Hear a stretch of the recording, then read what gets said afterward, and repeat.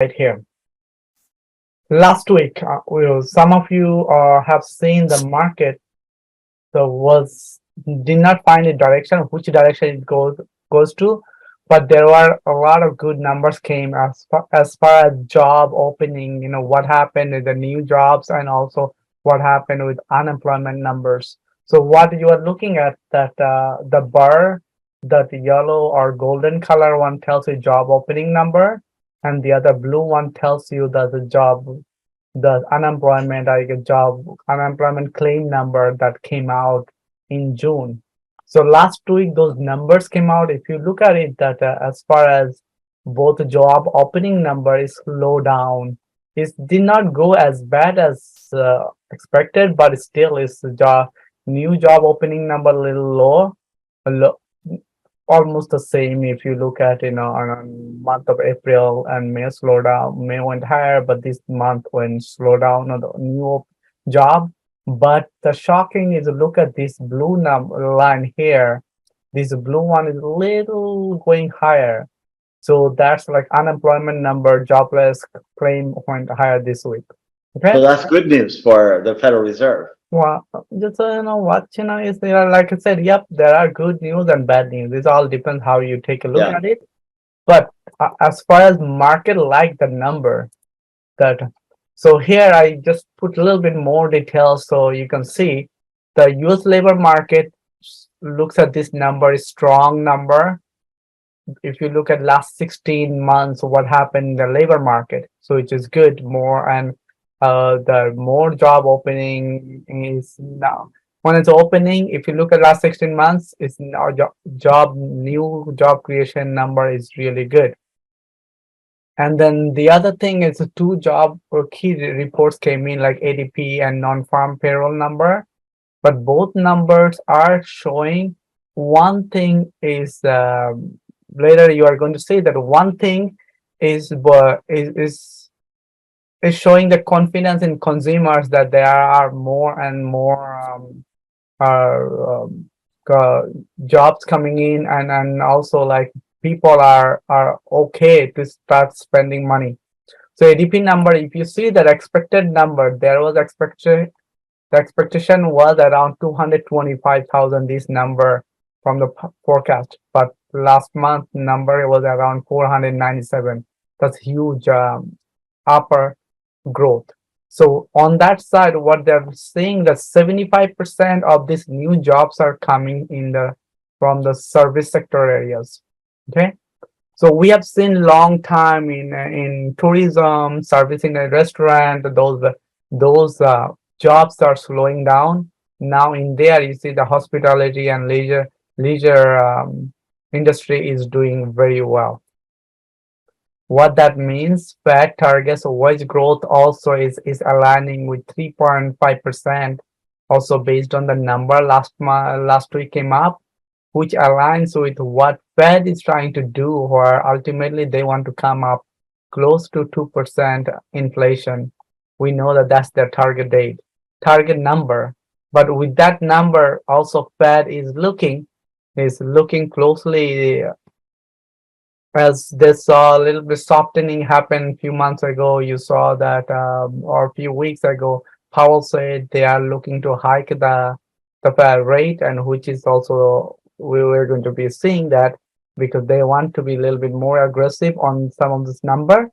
But last week's data tells us dropping is not only is showing the potential that slow down not the economy, strong economy, and that this magic number is coming close to it.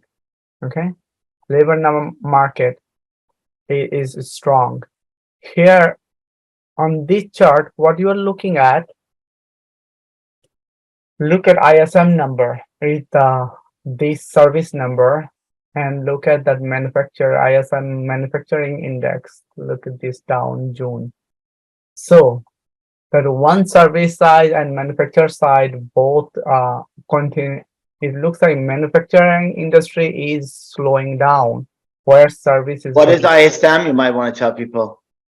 Index that supply chain, supply manufacturers, I think.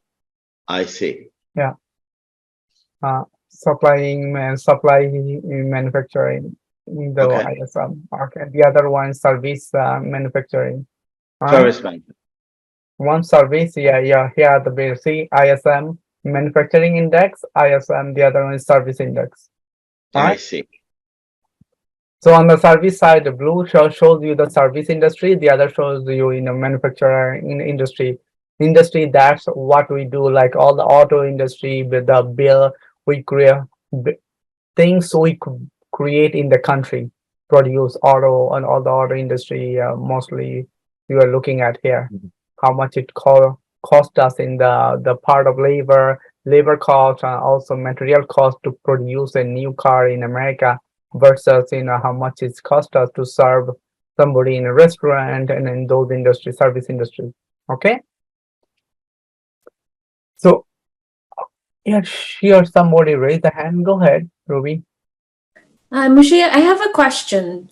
Manufacturing, I'm assuming that's a little bit like it symbolizes something in the future because they still have to make the products and stuff. And if that is weakening, traditionally, does that mean that eventually service sectors will follow suits? And if that is the case, do you have any idea usually what is the lead time, how long that takes? Uh, you are ahead of it.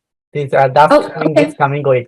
So that's I'm touching up. Yeah, okay, cool. that's All right. good. I'm glad you're thinking ahead. But remember, this chart are based on the chart. Last week, that the employment number that came up for the month of June, right?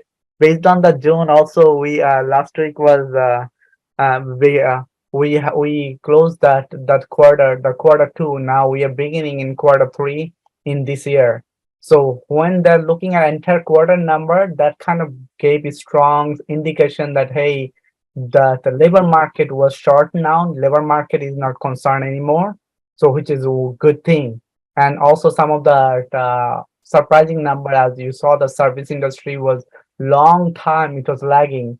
And those who joined about a few weeks ago, that I shared with you a chart today, I kept it for reference to show you that a few weeks we showed the service industry in March was really bad in service industry. Now service industry recovered, so which is good for long term economic wise. Okay, so here this one is based on what we are seeing, that here shows you the trend is, yeah, service industry is going higher, or you still have that ISM in the infrastructure or the manufacturing industries index is going down. But as indication is going down, there are some new things that is concerned here. I posted for you to the recent data indicates continued data. The Institute of Supply Chain data indicated continued strength in service sectors, contrasting with in manufacturing. ISM service index for June was the 53, but it went above 50, which is very strong number. Here, anything you see that there is a bar here, 50, anything above 50 tells you is a strong indication of recovering and going higher. Where you see that service industry is already stayed from here is use that there I mentioned in March. Those who in March we have seen that we showed you is slowing down. This curve was going down, but you see end of March is slowly start to recover, and kind of at May, around sometime May, just took off the service industry.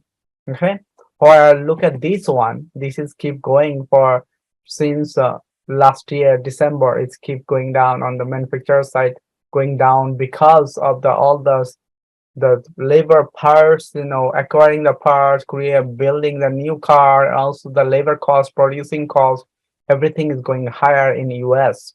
Okay, and also of course on top of inflation that we cannot fight with it, due to inflation, material costs also went much higher than before, and the demand is supply Is this versus demand. domestic or that's domestic and This is all domestic. Everything okay. you're looking at, ISM and service and manufacturing domestic data. We are not looking at outside the country. Okay. So here, here you saw the on here. See, out of 18 services, that 15 of them showed expansion last week, the last month, the data we saw. So which is really good that you are most of the service sectors are recovering. Yeah, for that long time that it was struggling, right?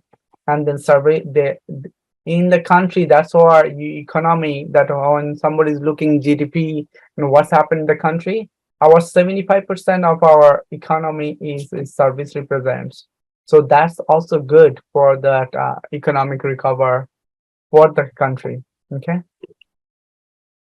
This is the chart I mentioned earlier that I shared in a few weeks ago, that where I showed, see the service industry is slowing down, is lagging, where we saw manufacturing, we thought manufacturing looked like, it just leveling.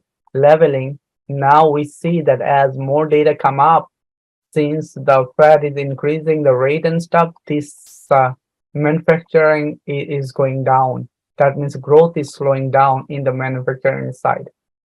Okay. From our perspective, this is something that I wanted to at least show people. Look, this coming week, that there are some of the data going to coming. PPI data is going to coming out, and consumer confidence data also going to come out this week. That will tell us a little bit more what may happen this coming week. If we find some strength in there like this the whole quarter, you will see that by the end of the year, that with this rate, I think whatever Fed was target was 2%, we will be close to 3%, and they're likely that the inflation rate they're trying to get there will be there. Okay.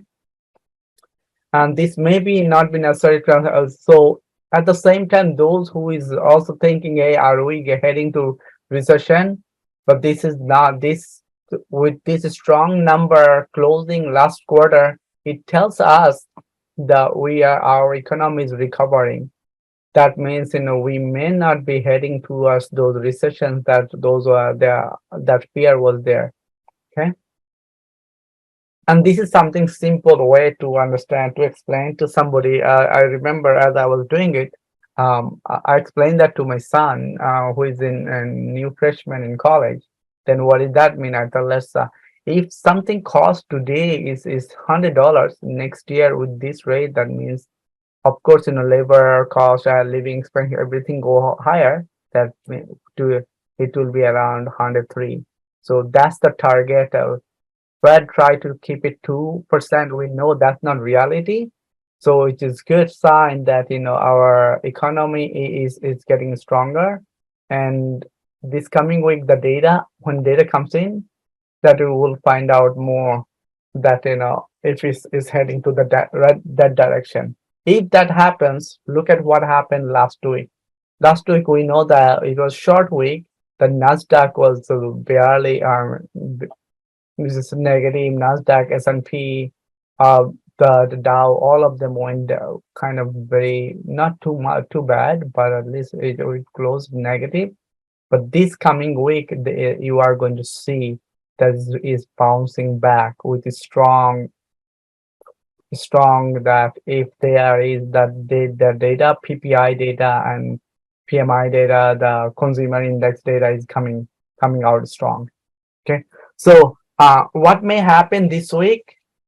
Based on what I've seen, what I'm looking at this coming week is going to be strong indication that S&P might go over 4,500. You see that this chart on Schwab also shows you that an SPX. Look at the SPX. Is the last 2 weeks it went higher, but it's showing the indication that if moving average is coming week, it might go over 4,500. Okay. That's it for this episode, folks. Thank you for listening. And if it was helpful to you, please click the like button and follow us so that you can listen to more of our podcast. You can also visit us at urbanhood.org to learn more about our other programs. We hope you'll check in with us again. And until then, keep learning and do whatever it takes to reach financial freedom and follow your dreams.